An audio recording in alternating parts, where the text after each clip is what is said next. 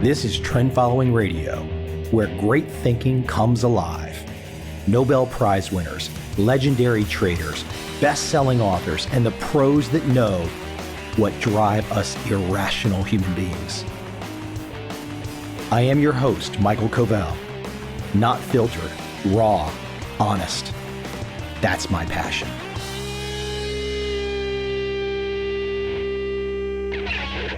My guest today is Kevin Kelley. He is an architect. He is a retail design expert. His firm, quite famous, Shook Kelley out of Los Angeles. A wide-ranging conversation that, in my humble opinion, is applicable to every last person on this planet. Because what we are talking about today is all about place. It's about connection. It's about us. It's about novelty. It's about memory. It's about experience. It's about the stuff that makes us alive and makes us human. If you're not human, you won't enjoy this conversation. If you're human, you're going to relate and you're going to be interested in my guest today, Kevin Kelley. Without any further delay from me, let's jump right in, and I hope you enjoy.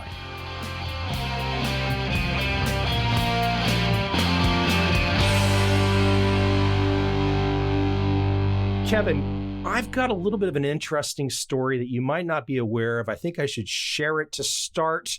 First off, I'm talking to you from Saigon, Vietnam. Oh, wow. Never expected to be here. Fantastic.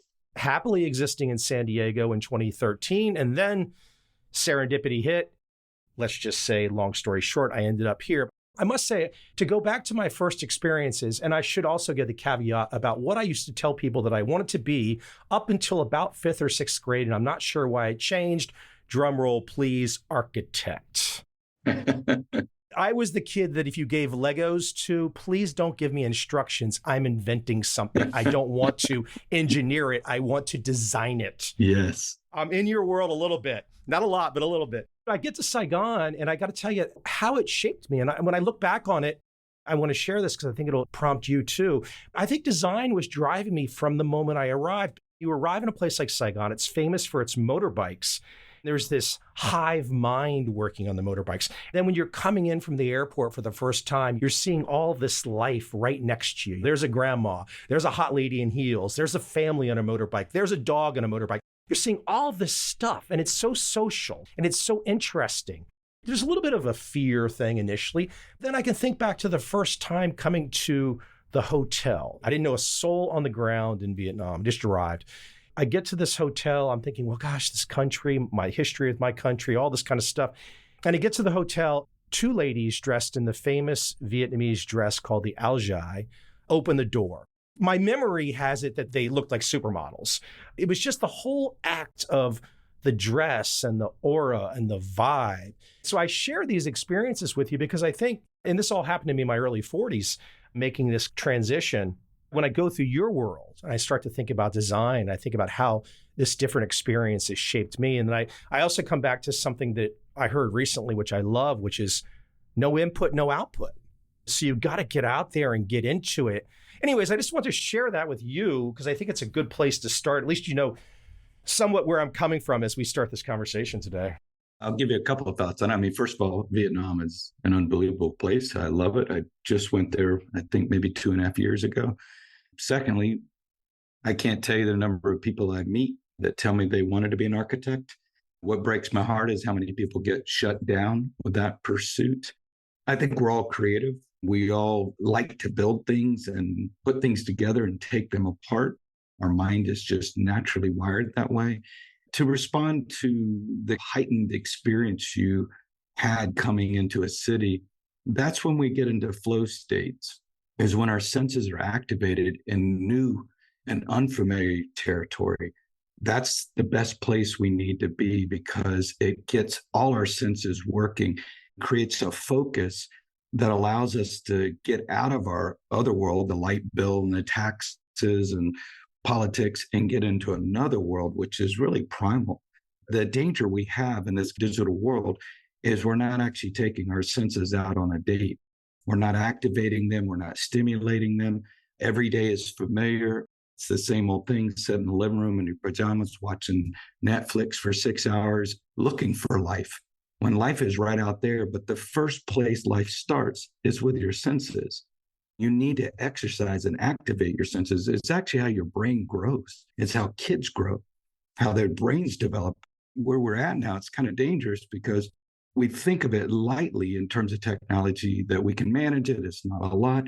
We're talking 6 to 8 hours a day, on average 105 days a year. We're glued to a machine that is actually in control of our senses and very limited, narrow bandwidth of our senses. It's not good for us. It's not good for our development, our social development, our social skills, our cooperative genes. There is something about this, we could stay here for a long time, this idea of space. Going through your world makes me think about space. How you just described the need for stimulation, real stimulation, not the screen is telling me what to think. I'm very happy to hear you visited Vietnam. I can't tell you how many people, especially family. I mean, my parents have visited Vietnam several times. Some family, they just have some wall. The idea of making the jump as an American to go do something entirely different. Maybe they can imagine going to London or Greece or something like that, to put themselves in the unexpected, the I can't control it, I don't know what's going to happen. Oh my gosh, that feeling, it's amazing to me, having been here for 10 years, to watch people struggle with that. Because, okay, yeah, there's probably some places I don't want to go to right now. I probably don't want to go take a flyer and go visit Afghanistan right now. It's probably not the best place at this moment in time in history. For a place like you've said you've been to Vietnam, and here I am, it's amazing to watch people struggle with this idea of getting outside of their screen.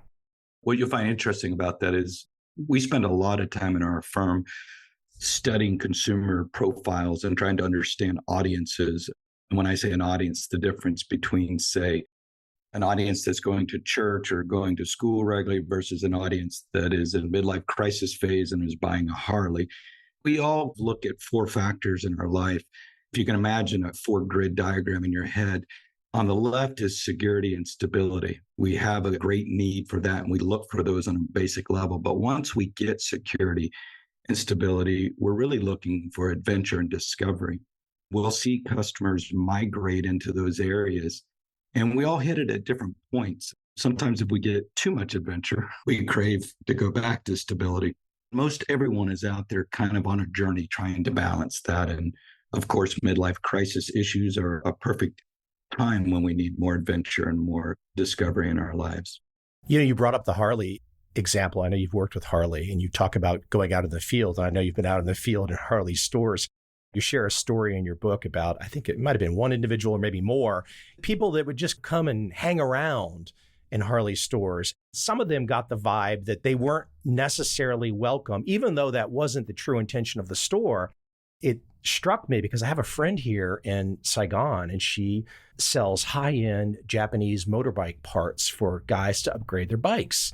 People come to her shop because they can get this really delicate bike washing. Then she set it up where there's a lounge. The guys come there, they've got these super jacked up bikes, and they all just want to sit around and compare and contrast and all that kind of stuff. It gets quite interesting and complicated to come into your world.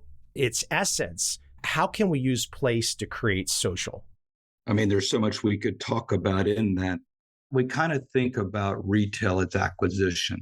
We get into this linear concrete mindset that the lowest price, greatest variety, ultimate convenience is what we're after, a ruthless efficiency approach. But we fail to remind ourselves or understand that once you get your basic needs met, what else do you need in life? Younger consumers in particular in this generation, they don't move up in their world by acquiring more stuff or status. In fact, we're having an issue where younger people don't want more things. They want smaller houses and fewer possessions. They don't have a desire for a cigarette boat. What they're very interested in doing is collecting experiences, going out and getting as many unique experiences as they can.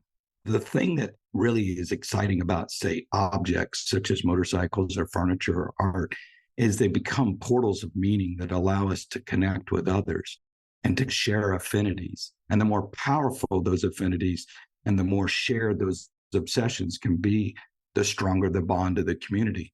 they end up becoming devices to allow us to talk about other things. In the Harley world, and I spent hundreds of hours in the Harley world, as you watch people first start talking about a bike, strangers that is, talking about a bike, kneeling down, asking questions like, are you going to buy it? All those kind of things they start talking about. That conversation will start about a carburetor and move eventually to all kind of other life issues, which is very important as a device. Yeah, it's the entry into a connection. The icebreaker, conversation starter. Without that, we're a lot more defensive. One of the interesting things we study in our work is the perception of safety. And I don't mean just physical safety, although that is really key, psychological safety, social safety, and the safety to be. When I'm studying an environment, I'll look at how people behave in it. Are they walking around antisocial or very pro-social? The ideal state is to allow people to be pro-social. The icebreaker comment that you just made, it makes me again think of my personal experience. In a way, being a Caucasian American guy in Asia, in Vietnam, is the icebreaker. It's the curiosity draw. It's why are you here?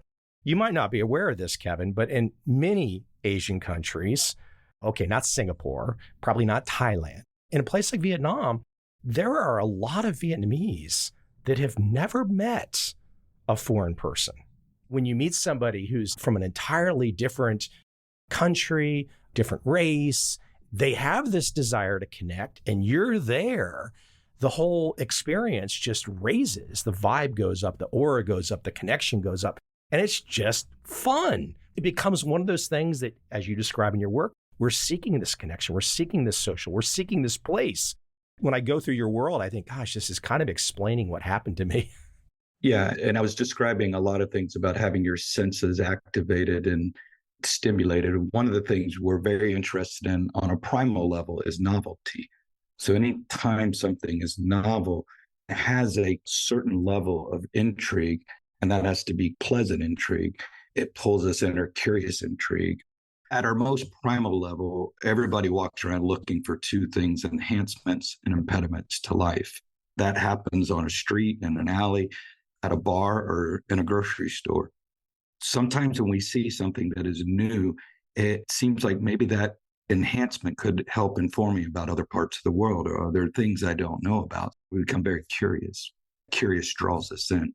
It's harder and harder in a place like America, any place that starts to get chain stores. You travel city to city and you're like, oh, look, it's a Panera. Oh, look, it's a Starbucks. Oh, look, it's a McDonald's. And you're like, oh, there's nothing novel about that. It becomes just creature comforts. There's all kinds of examples. I have not been there yet, but I've saw the novel Sphere in Las Vegas. And I was thinking in advance of talking with you, I was thinking, well, gosh, what about America seems novel to me? Not that I want to be in Las Vegas every day. It is one of those places you can go in America where you can find novelty. It might not be something you want to interact with every day. I understand the Vegas draw. Yeah, it's kind of a sensory activation on steroids. After a while, it's harder to take it. Part of the problem is once you're inside those buildings, they don't create windows, and the lack of windows actually starts to drain our energy. Another key concept we use in our work is that most of us are walking around with a limited amount of energy. Technically, we have about the same amount of energy as a 60-watt light bulb. That is fueled by calories. As we're processing new and different information, it wears us out. To kind of tag on to something you said, what we really do is we go about our days, we do something called predictive coding. That is, if we know what something is in front of us, we don't pay any attention to study it. We don't wear out our processing energy to figure it out. We already know what it is. That's good in one respect, but it's bad if you're trying to stand out. The ideal thing is to try to be novel, or to create movement or energy to get people's visual interest and their engagement. Once we get too much of that, it can wear us out. We kind of live between two states, information deprivation or sensory deprivation and information overload. You have to find that magic sweet spot. What you want to do is have people walk into your buildings or your businesses with a certain amount of energy and leave with more energy. The easiest thing for me to tell in most venues, and it doesn't matter whether it's commercial or institutional, is do people come out with more energy or come out looking drained? I saw a meme the other day, and it showed a typical McDonald's in the 1970s and a typical McDonald's today, the exterior of the building. That typical 1970s was lots of red and yellow and kind of looked like a amusement park ride or something. And then the new version of McDonald's today looks like the postmodern square where you go to die, maybe. Maybe it looks like a funeral home or something. It's kind of interesting how that's happened. In the 70s, when I was a kid, that, okay, things are quirky and things are a little unusual. And then we keep evolving and evolving and evolving to something that takes all the quirky and unusual away. But it seems like that's what people want. Yeah, I was driving down the road the other day in California, and I was in Downey. There was an old McDonald's that I don't know which number it is, but it's in the first 5 McDonald's. It's just gorgeous. It's beautiful, but it has the old style, the old look, the arches. All of that was hand done. We didn't have machines doing anything with perfection, so it gives it a handcrafted touch. We miss that handcraftedness because we know it's special. But once we reach this level of perfection, then things don't really have a human quality to it anymore. If you think about old magazines or old newspapers or old signs, we didn't have computers to lay those out. We had to lay those out with hand. You had to hire sign painters or letterpress people. And there's something really beautiful when a font's just a little off or it isn't perfectly straight that gives us a familiarity, a human quality to it. It's a difference in kind of a personal letter or a text message. And a personal letter has a lot of personality and attitude and emotion in it. I got 2 personal letters over the holidays from 2 friends. And there's something very interesting about Vietnamese that unless you're Vietnamese, you probably don't know. But their handwriting is immaculate.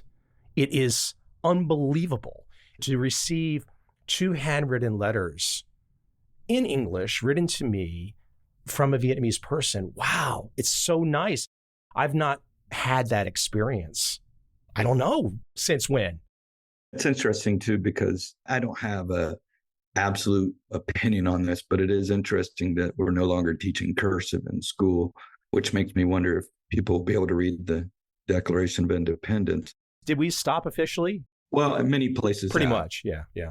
Many places have as they render it unnecessary. And it speaks to this absolute focus on STEM, science, technology, and some of the arts, but really math, which again is good. It explains things in a very linear and concrete way. Without meaning it, we're stripping out the essence of mythology and meaning, which really wasn't there as some esoteric art. It was there to explain the larger concepts of why people get ill, why we die, why we have midlife crisis. The more we take all that out, the liberal arts and those aspects, the more cruel people become. We have to really balance that. If you think about Steve Jobs and Apple, I mean, he was really focused on bringing the liberal arts into computers, which we could all sense and feel his humanity, his obsession with fonts and design. Yeah, such an amazing contribution, his single-minded focus to the vision he had. He shared his vision, of course, but just to have it and to know that you could stay the course, perhaps get there. An amazing contribution. It's unbelievable, right? Yeah. Right, yeah, it really is. When you look, I mean, it's everybody's dream. And how many people do you know that become that focused on that and almost inflexible of letting go of their dream, but actually hit pay dirt? And he did. His glorious, simple design focus was really beautiful. And I'm not sure Apple is there today anymore. It's interesting you bring him up. I had the guy in this podcast, Apple engineer. He designed or built the first keyboard on the first iPhone, sharing the experience of going to see Steve when one had a development. It sounded pretty cutthroat. It's either up or down, like, you're making the right progress, you're not. Then I've had other people on the podcast where they talk about leadership. Leadership today is talked about as, for me, and I guess this could probably sound negative, leadership today sounds like 1,000 people in the room and everybody's got an opinion, everybody counts and all this other stuff. But that's not how Apple was created. So it's really interesting, and this balance because you've got that art side to you where it's like, if you are the artist, you are the designer, you've got to believe in yourself, you've got to do it. If there's too much feedback from other people, that might not be a good thing. Yeah, really what I'm generally looking for are insights and anomalies. When I'm meeting with any board, any management group, any consumer group, I'm almost less interested in what they consciously have to say and far more interested in what subconsciously they're either doing or exhibiting. I mean, body language alone tells me so much about what a person's thinking.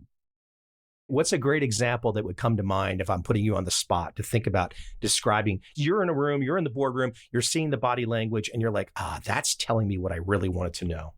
The greatest moments for me, we have a very interesting interview process, which the first 45 minutes is FBI, just the facts, ma'am thing that isn't really what I'm after. What I'm after is when I stop the meeting, then they start telling me the real story. They start going, well, here's what's really going on. That's exactly what I need. Jokes, a perfect area, probably the most brilliant insights I get are when somebody cracks a joke. My best technique is to get them out of the conference room, get them out by the dumpster in the parking lot, or get them out eating. Then they'll say the funniest things to me, the perfect thing, because jokes are essentially truth. When we joke with somebody, we're saying a truth. We just are afraid to say the truth. We call it find the funny. In any situation, the most serious thing, we'll try to find the funny. My team and I will come back and go, did you see anything funny? And we're like, oh yeah, this happened. That's when we know, that's when we have the best insights. It's so interesting how you describe that, because I'm seeing the parallel in my life often when I do podcast interviews, because people will come on and maybe they've got an interesting new book or something, and not everybody, but a lot of times people are in pitch mode. They want to say just the facts. What I've learned over the years, I don't think that's how people make buying decisions to buy books. I think what people do, they listen to a conversation, and they say, ooh, that was interesting. I like that person. I'll buy their book. It's not that they need to know the table of the contents of the book to buy the book. They want to know about the guy, the lady. That's what they want to know. They want to hear something like what you just described, some interesting tidbit from Kevin. And then they're like, okay, that guy's cool. Something like that. Exactly. Well, think about it this way. If after you walked out of a movie, somebody with a camera who maybe has a professor degree in English starts asking what you thought of the film, you feel this pressure to say something intellectual versus sitting at a bar and talking about a movie. Like, you don't want to see that thing. It's stupid. They jumped the shark in this scene. Those are the kind of moments that are so precious to us. And we work really hard to get people speaking naturally and not under any kind of pressure. And having a clipboard creates pressure. Sitting in a conference room creates pressure. We have to get them out of those environments and get them into a fun, relaxing, natural environment. You said something really key, though, is that letting people talk and interact for a certain period of time where they're still in the just the facts mode, still trying to put the show on, so to speak. And then there's a magic moment in time where you can just see they get tired of that. Then they act normal. Yeah. And then they'll say, you know what the problem with this company is? Yeah. And there it is. It's not that I take that hook, line, and sinker. Well, what I do is I note that down, and then I start looking for patterns and trends, and I start trying to figure out, what does everybody keep telling me? What I want them to really imagine is, in a vacuum, what would fix things? And if I can get them to start talking about that, a lot of consultants think they come with the answers. They also love to change things because they feel like change is always good. But really what I'm trying to do is extract the answers out of my clients, because they already have the ideas within them. Most of them are extremely experienced and knowledgeable about what they do. They're just nervous about making that big step. What I'm trying to do is help them confirm their hunches. It might be similar if you thought about a patient going to see a therapist and kind of knows what they need to do to change their life or to stop destructive behaviors, but they're afraid to make those changes in their life because it normally requires ending one thing and starting something else. My job is to help them really get a handle on what's that thing you need to stop and what's the new daring, bold thing you need to start. I try to model that out for them and try to show them a path they can get there so they feel comfortable. We brought up the word earlier, novel. I can think to all of the places that I would like to go in my life that I've been or whatnot. And novel is often it, especially if it's perhaps a store or a restaurant or whatnot. It must be difficult when you work with some of the largest brands that have locations, perhaps globally, this feeling of novel. It's the particular restaurant that has the particular sushi bar in Tokyo that's got the 2 Michelin stars, that's one of a kind. It's got to be an interesting balance as you try to give advice to people where we all have this sense of like, wow, I just walked into the only place like that, versus trying to give advice to large companies that could be very cool and great success. And we all love their products and services and stuff. It's more difficult when there's such a large footprint to infer novelty. Well said, Michael. The thing that I really wrote the book about, and the thing I was most concerned about, is that I believe there's an incredible lack of understanding about how the human body physically works, how the senses work, what intrigues us, what delights us, versus what turns us off and makes us irritable or agitated or antisocial. This is lacking in the business world. It's lacking in the design world. It's lacking a lot in the consultant world. And really, if you want to affect any kind of change with any human being, it starts almost always with the senses first. And that sounds like a very broad statement. Our language is chock full of metaphors. After this interview, somebody in your audience could say, Kevin's kind of rough on the edges, or he's a bit slick, or he's kind of slimy. These are all real physical qualities, because how we relate to the world is through our senses. And then we turn those into metaphors and become part of our language. When I'm trying to get a client, a big client, as you said, to understand the importance of starting with the senses, I try to decode that for them. A normal thing for me to do is walk a store with an executive or an institutional facility that has lived in that building for 30, 40 years. And I will show them ways of seeing their building that they've never seen before, over and over. Where people stand, where they sit, where they're not operating, how they walk in, how they walk out. We show them how to look for those patterns and trends. And once they see those, the dots start connecting and they start appreciating the body over the spreadsheet. What's interesting is that people will have this space that they've designed, this building, this floor plan or whatever. They get used to it and they don't change it.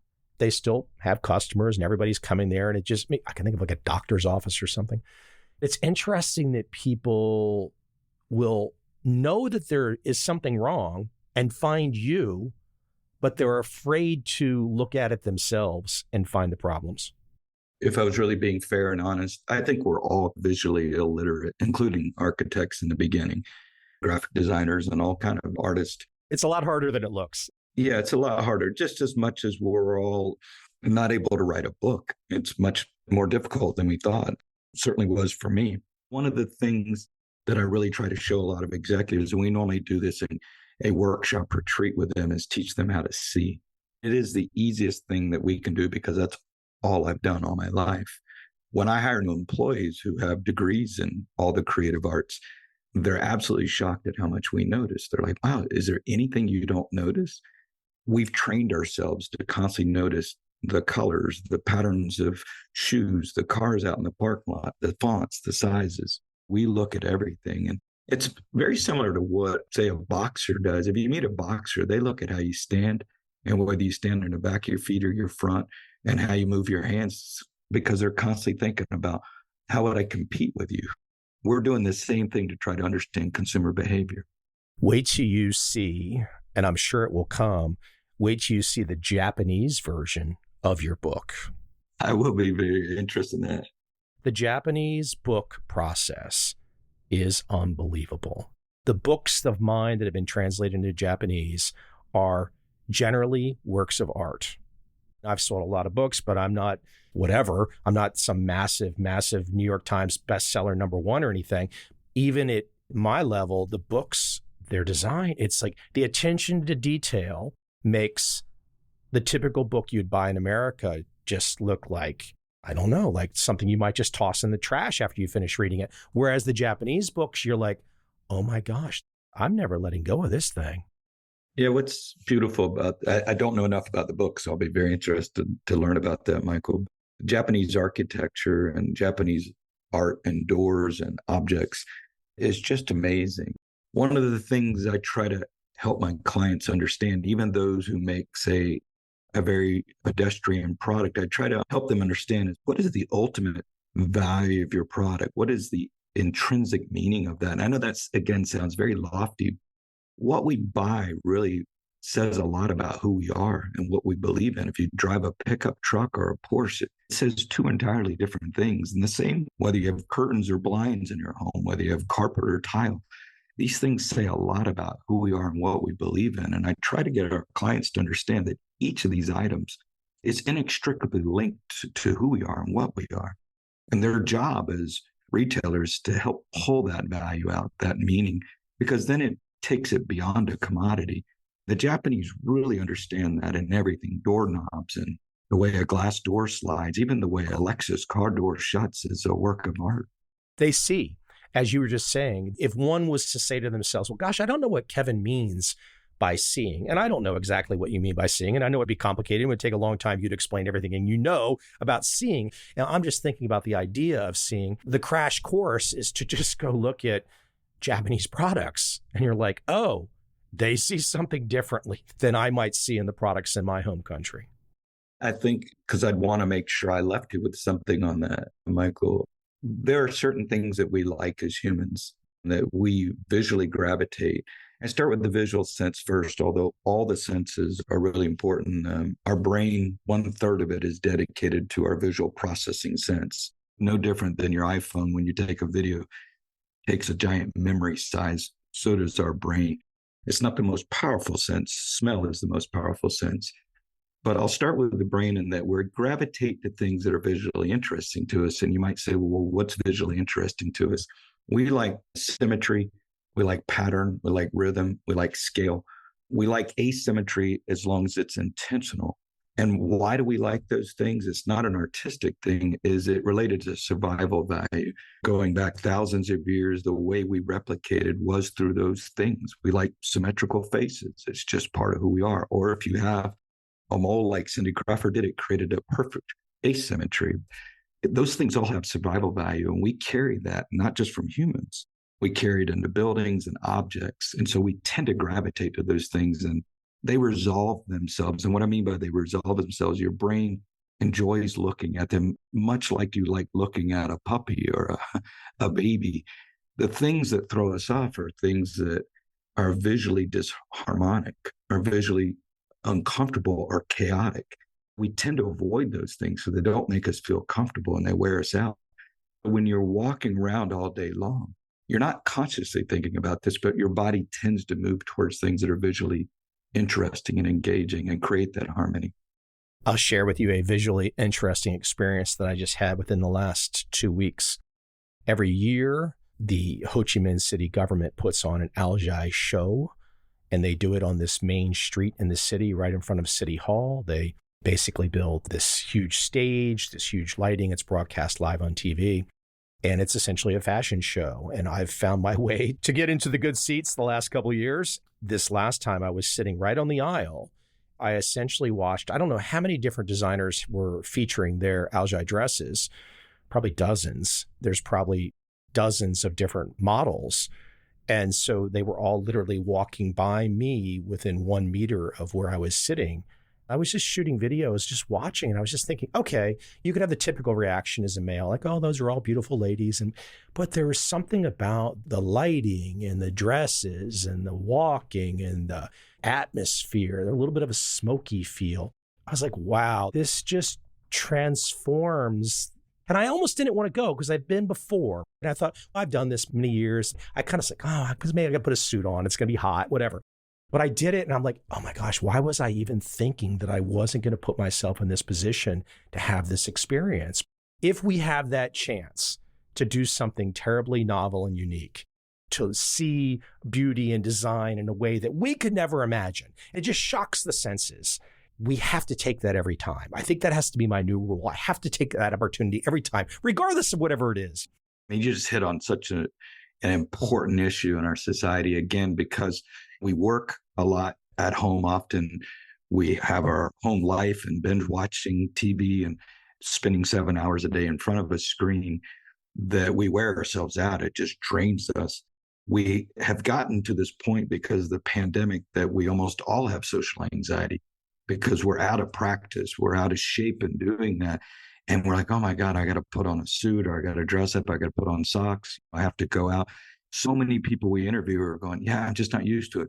But I guarantee everybody I meet, I tell them, I promise you, if you go out, even if you have a bad experience, your brain is going to expand a little. You're going to have a restoration happen. You're going to come back home with a new kind of rejuvenation. We need to get out. We need to go out and do things. And when we don't go out, we become more fearful and more threatened by the world. You went out in a publicly safe place. It felt safe, and you saw something novel. You picked up energy off the people. We take that for granted, but we're a cooperative species. We're the only cooperative species at the scale we cooperate with others. There's a sense of safety in that. And being in a crowd of, and I don't know how many were there, 100 or 1,000, it feels good. You were also all bonding around a shared obsession, which was art and fashion, the kind of romance of life. That is as primal as it gets. It is what I call in the book bonfire moments. And it's a bonfire moment and a perfect one. It's the best. It's the best. Those kinds of experiences. I'm looking at this right now. I posted a tweet yesterday, and it's a tweet from a guy named Dixon Watts. He was the president of the New York Cotton Exchange in 1878 to 1880. And his quote was very simple. Quote, "All men travel in circles. A few increase the diameter of the circle," end quote. That's beautiful. Right? Yeah. That's what you're talking about, this whole conversation. I encourage people to force themselves to go, to get out of the rut. We have gotten ourselves into the situation where we're not leaving our homes enough. It is not good for us on every level, physical, social, emotional. A certain cognitive impairment sets in when you don't see new and novel things. It's very dangerous for our brains. A lot of people have really complained that they can't remember their memories as well. Well, one of the ways we define our memories is the place we were in. So we might remember our first kiss on a Ferris wheel, or our famous dinner we had, or the funniest moment we had. It's generally the place that happens. But if it's the same place you live and work and hang out in every day, that memory is going to just become a blur. It's not going to become distinctive and really differentiated. You're bringing up a lot of different issues, especially with the COVID period. And I can think to an older family member who has visited this part of the world in Vietnam. She was sharing with me recently, and she's not been here for 4 or 5 years, and she was sharing with me some experiences, her memories of being here, and they were pretty detailed. Now, what's really interesting, at the same point in time, many other people are saying, oh, her memory's going down a little. I think to myself, it's right what you and I are talking about. It doesn't make a difference the age. I mean, look, I think a lot of people that are probably, I'll use the word, just say older, a lot of what happens is the lack of stimulation. I think that we've gotten this wrong. If you take older America as an example, it could be all countries, and you put people in a static environment, a static room, and they watch reruns all day long from age 80 to 100 or whatever, I don't know why we would expect their mental acuity to stay sharp. However, if they're given the opportunity or take the opportunity to have more novelty, I think all of a sudden it's like, remember the old movie Cocoon? It's something like that. It is a wake up. Yeah, people kind of tend to think of their brains when they're under stress and working and on the treadmill of careerism. They tend to think of their brain as a record that's getting wore out. It's actually not. It's a muscle that gets stronger and stronger because you deal with solving problems. Problems actually really help the brain get strong. The most dangerous thing older people can do is to get a lazy boy and sit down and watch Dr. Oz and watch TV all day. It's very dangerous because your brain isn't working, and you need to go out and do things and constantly frustrate your brain.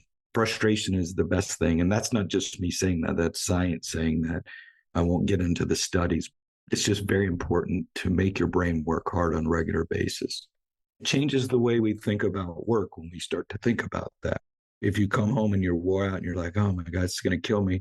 In many ways, it won't. In many ways, it'll make you very strong and mentally strong. One of the reasons I love the conversations on a podcast, okay, you and I have never met, chatted for a few minutes before we started, to come into your world, somebody like you's coming, we're all kind of the same. You've spent your life in a different area. When I come into your world, it forces me to be novel in my thinking. It forces me to reach back. A memory that I might not have ever shared again or have ever thought of again comes up because I'm talking to someone like you who's an entirely different walk of life and doing something different. And then all of a sudden and I'm sure you see this when you go to meet with clients, it's the same kind of thing. You stir in them something that they're not seeing because you're coming at it fresh. And I think that's the whole important thing in meeting new people and new business relationships is to have people that can give you insights into the world. I mean, you're interviewing me, but if I was to interview you, I would know I would learn so much about things I don't know. You would show me how to see in your world and how to operate in your world. That's very important. And it's very important for us to keep learning and listening. And I think that's what podcasts have really done so well is they bring us into worlds we're not always familiar with and get us to see things from a slightly different perspective. There's a word in your world that we've not brought up. We kind of talked about it, hinted at it, but it's to convene, to come together. That act also, we're talking about that in this conversation, but when you explicitly say it, to convene, people might get tired of my Saigon examples. I'll tell you one thing that's really fascinating about this place is it's a coffee culture place, cafes. Starbucks was introduced, let's say 10 years ago. There's a handful of Starbucks. I tell you what, I think Vietnam is the second largest coffee exporter. It's a coffee culture. And when you go around a place like where I'm at right now, a city of 15 million people, the coffee shops, the independent coffee shops, the novel locations, the novel designs inside, the holes in the wall that you would never expect to be there. Starbucks is never going to compete with that because the people are craving exactly what you're talking about. They're craving the novelty and they're craving for the place to convene. Yeah. I mean, something you really hit on well is this issue about coming to a place and having a power of place. That's a word I really look at a lot.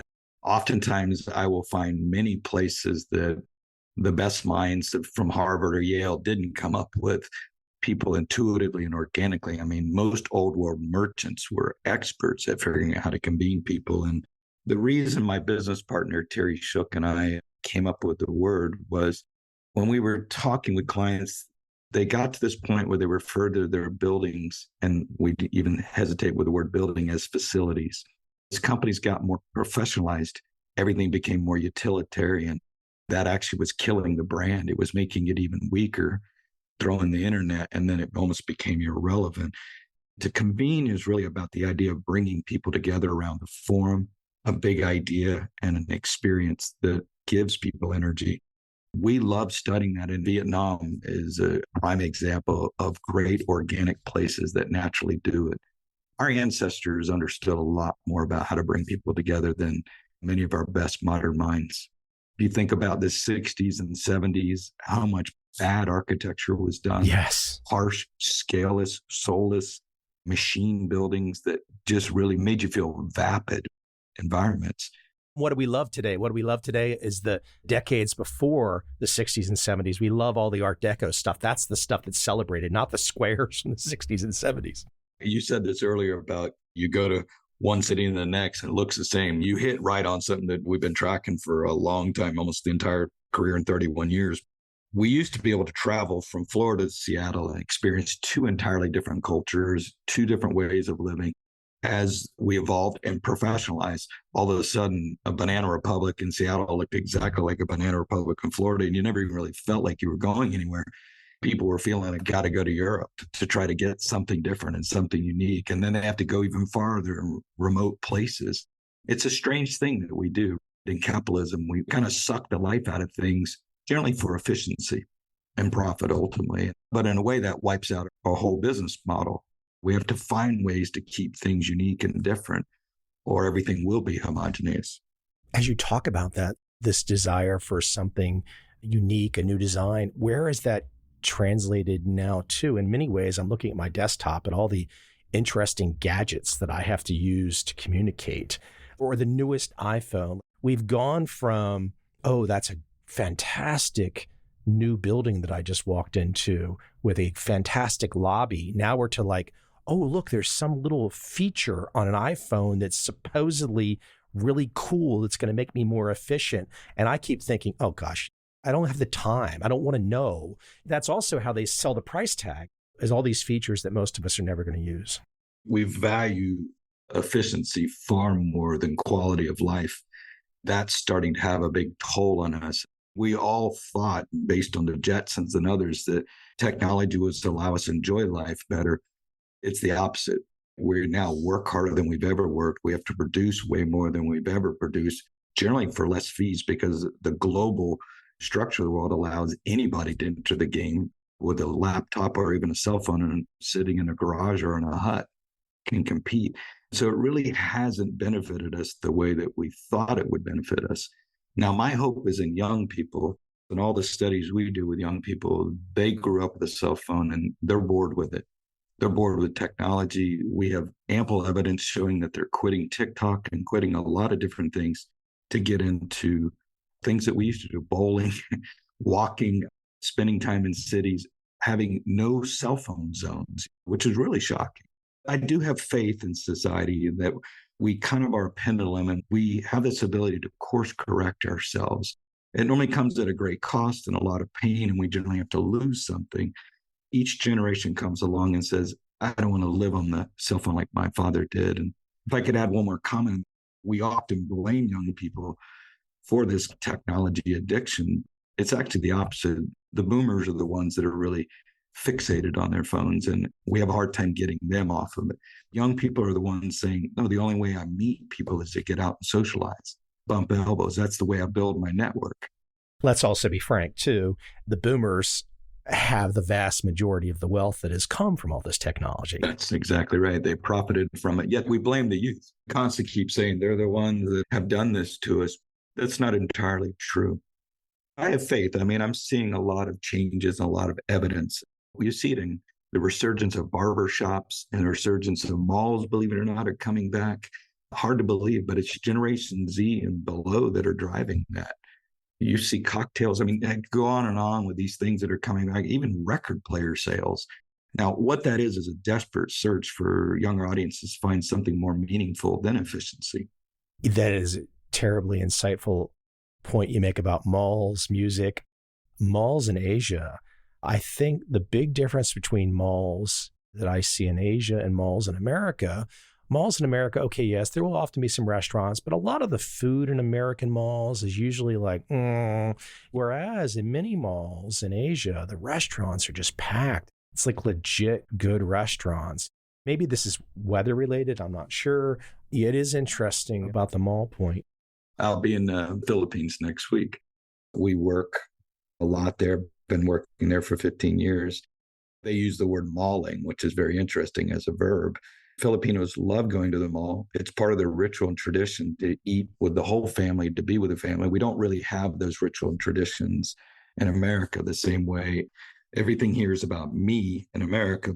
Over there, it's much more about the family structure. Those bonds are really important. The places are air conditioned, which helps a lot in a very hot, humid, rainy country. There's something much more powerful happening in that people are coming together and learning about each other and learning about the other. We've only scratched the surface. Again, I said I wanted to have the good conversation we have, but we've only scratched the surface. The book, Irreplaceable, How to Create Extraordinary Places That Bring People Together. Kevin, cool stuff. I also love your website design. I might have to steal that. Sure. Absolutely. You guys have done a great job. Websites these days are so boring often. Of course, the reason your site is so nice, frankly, okay, the structure is great, but the images are great. Oh, that's great. I'm glad to hear that. Thank you. Thank you very much. The book available at Amazon, all that fun place. The website, I believe, is shookkelly.com, correct? Yeah. You can also go to kevinirvinkelley.com. That's KevinErvinKelley.com if you want to order the book from a multitude of resources. Well, Kevin, keep me posted. I enjoy the conversation. With a guy like you, I could probably take you around for hours and just poke through your mind, trying to find experiences and things you could share. And likewise, Michael. You could tell where I would go with you. Yes, likewise. I travel a lot to Asia, so someday I'll come to Vietnam and visit you, and I know you'll take me around to the best and coolest places that will be full of culture and meaning and social bliss. I look forward to doing that someday. That Algi show I mentioned, first week of March every year. So there you go. There you go. Well, exciting. Well, thank you. I look forward to meeting you in person someday. Kevin, I do too. Appreciate it. Thanks a lot. Thank you.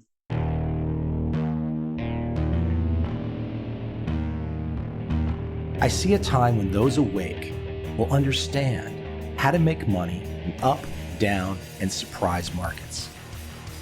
Whether new trader or experienced, college student or financial advisor, protecting against a crash, or just trying to make a lot of money. Trend following offers everyone an answer in uncertain times. To get started immediately, send me an email, michael@covel.com. I will send you the right trend following steps to take along with my free video. But if you want to buy and hold, trust the government and trust Wall Street, this is absolutely not for you.